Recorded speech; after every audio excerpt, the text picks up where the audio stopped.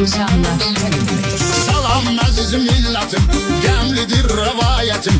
Xalqımın aslanları, igid qəhrəmanları, qazilər, şəhidlərim, qəhrəman igidlərim. Şəhid adına salamla, dərin bir ehtiramla ruhlarını şad edək, bu mütləqdir yad edək. Biləsu varlı mübariz, bu tarixdə qoydu iz. Böyük sahə qət eləyib, vətəninə xidmət eləyib.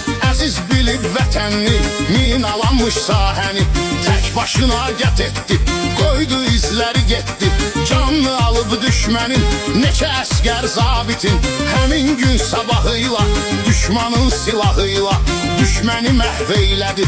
Vətən bizimdir dedi, Tanrı himayəsində, onların sayəsində gəzmişik rahat-rahat. Tək başına 5 saat döyüşdü qəhrəman tək, bu borcumuzdur deyək. Həmin bugünkü gündə 2010-cu ildə igidliyin izində, iyunun 8-ində şəhid olduğu gündür, onun ucaldığı gündür.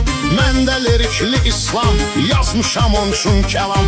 Kükrədi aslan kimi, əsil qəhrəman kimi, həmişəli yazıldı, bir dəfəli yazıldı. Tarixə yaddaşımıza, mübariz qardaşımıza mən nə desəm də azdır, şanlı tarixi yazdı. Allah rəhmət eyləsin, yerin cənnət eyləsin.